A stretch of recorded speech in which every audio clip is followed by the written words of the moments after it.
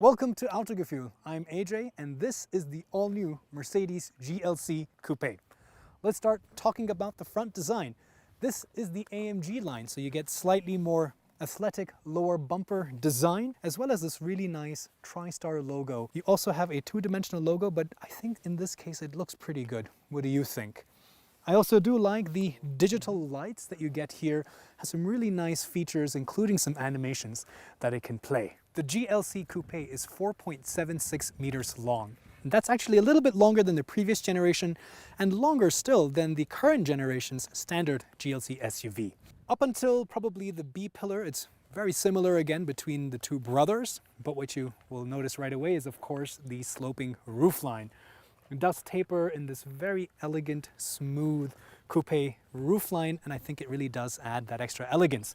Of course, it does detract from the interior space. You get a slightly longer wheelbase in this generation, so that does help the legroom in the rear seats, and we'll see how that really translates. You get air suspension as an option, as well as rear axle steering. Take a look at the rear. I do like the subtle spoiler, it's not too pronounced. And here as well, you have this horizontal mask right here in the middle, drawing that connection with the EQ design language. Further down, this being the AMG line, you do get a diffuser, but fake exhaust tips as well. All right, let's take a seat inside. Getting into the front is pretty easy because again, the sloping roofline is for the back passengers, not for me. So plenty of space. I'm about 5'8", so plenty of headroom as well. You get different seat options. So for example, you get full leather. You also get one with the microfiber in the middle, but you can also get a fully artificial Artico leatherette seat option as well in different colors. Personally, I would like a slightly lighter color in the seats and in the roofline, just to make it feel a little bit brighter on the inside. You can also get a panoramic sunroof as an option, and I personally would recommend you get that. But the rest of the interior is again very similar to the standard GLC. You get a nice wood insert right here. You can feel the texture, it's really lovely. And down here you also have different options for different trims. So you can get even like a piano black. I know a lot of people don't like it. I personally don't really have anything against that. If you're one of those people, you can get this really interesting technical structured mesh design here. It's not a carbon fiber, but it's a very interesting design. And of course we get the Squircle air vents, which being a Mercedes also has now interior or ambient lighting on the inside. Looks really cool at night.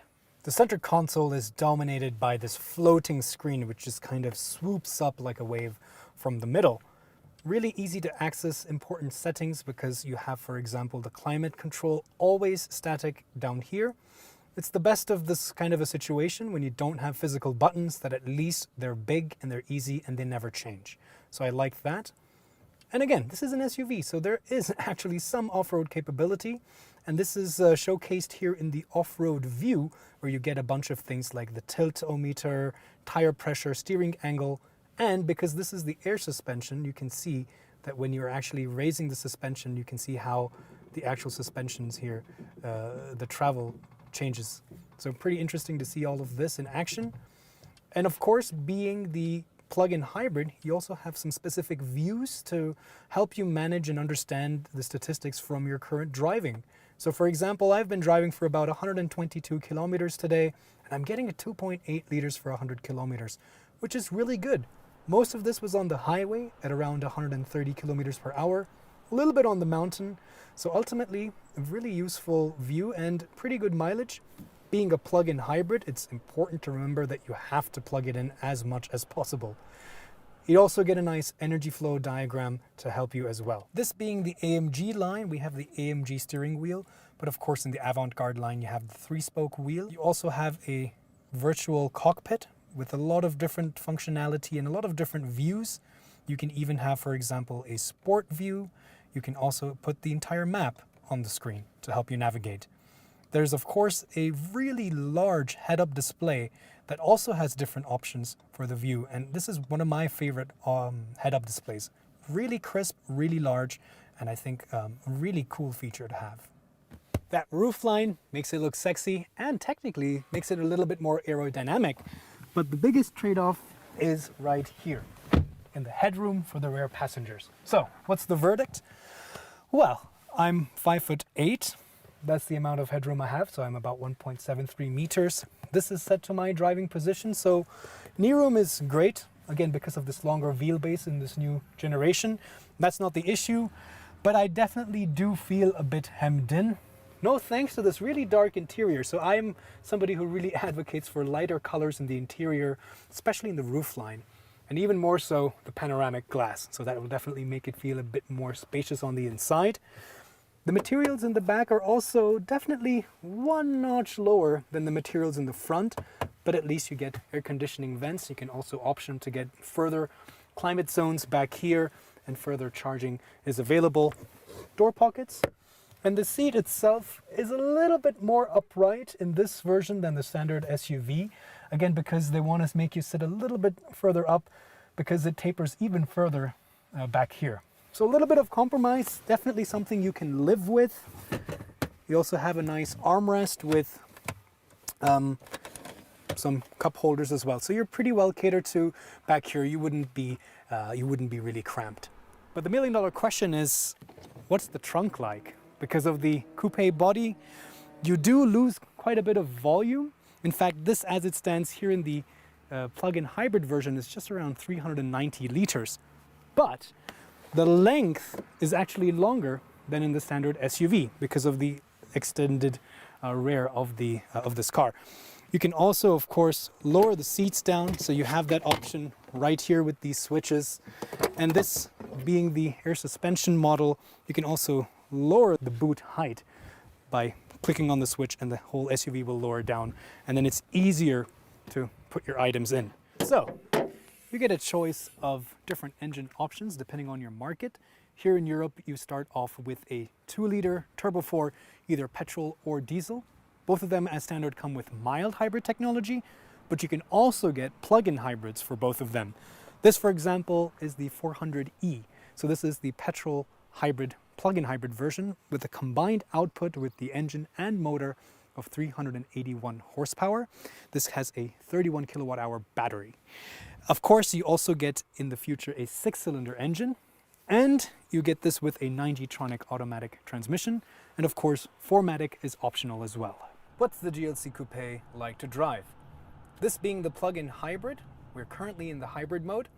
And here, the system tries to optimize the efficiency and the range by jumping between the electric motor and the engine, as expected. The claimed mileage, or the range, with pure electric drive is about 110-120 kilometers, and this is actually fairly attainable, granted that you are doing a combination of climbing and descending, or just flat topography driving. Of course, if you're going uphill, for the most part, you're not going to get that much range. On the other hand, you also have the ability to go straight to a sport mode. And in this mode, the petrol engine comes to the forte. It's a lot more responsive. Again, that plug-in hybrid with the larger electric motor as compared to the mild hybrid really gives you instant response. I've driven the standard mild hybrid petrol engine version as well, and I can say that in the comfort mode you do feel a little bit of slack in the driveline. That immediately rectifies itself in the sport mode, but here, even in the hybrid or the electric mode, the plug-in hybrid has a lot sharper response. In the sport mode, it's even more so. You have a really great view where you can see the energy flow between the two engines in the system, and overall it's a really cohesive drivetrain. In the hybrid mode, the steering is a lot softer, so now it's actually quite a lot more, I would say, dulled. But the rear axle steering actually makes the car feel very, very agile.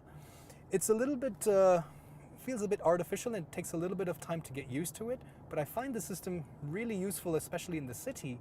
And you might be thinking, well, this is not a very large SUV, and you're right. But once you go with the rear axle steering, you can't go back. You don't need it in countries like the US perhaps as much, where your roads are wider, and in fact you don't get that in some of the other models, but it really helps in narrow, winding alpine roads like this. At higher speeds, the rear wheels actually steer in the same direction, again, just about 4 degrees or so. And in this way, it's able to elongate the wheelbase and then provide a much more stable and planted composure. The air suspension is definitely the pick because it gives you a great combination of comfort and that suppleness when you want it to be in the standard hybrid mode, but again, in the sport mode, it makes the whole chassis feel a lot more taut and a lot more planted and balanced. Body roll is also fairly well contained with this. You of course get sport suspension, and that's a little bit on the stiffer side, so therefore the air suspension is something that if you can afford, you can go for a great combination of both of them. The dimensions of the GLC are also very manageable, so it's not necessarily the smallest SUV out there in the Mercedes SUV lineup, but it's also not the biggest. And therefore, you see here on these really narrow streets, it's actually very manageable. The 360-degree camera also works really well, of course only at slow speeds, but it helps you position the edges of the SUV with confidence and ease. Out on the highway, the GLC Coupe is actually very refined. They've put a lot more attention into making this SUV a lot more quieter, and it does show. So the wind noise is definitely almost all but eliminated. You do hear a bit of the tire noise and the road noise creeping in, but it's again definitely on the quieter side, really great. It's also very comfortable. The seats also hold me in place really well. A little bit more upper back support would have been nicer. So if you're going to get a chance to test this car on a long drive, make sure you see how it feels for your upper back. There are different seat options so you can decide which one is the right one for you. And again, depending on your driving style, the mileage can vary greatly. Depending on how often you can charge the battery, the mileage will vary greatly. Just on the highways, you can expect around 2 liters for 100 kilometers. Again, if you're able to have a full charged battery, you can expect a good range of around 100 to 110 kilometers. And if you drive a little bit sporty, I'm seeing numbers around 4 or even 5. So it really depends.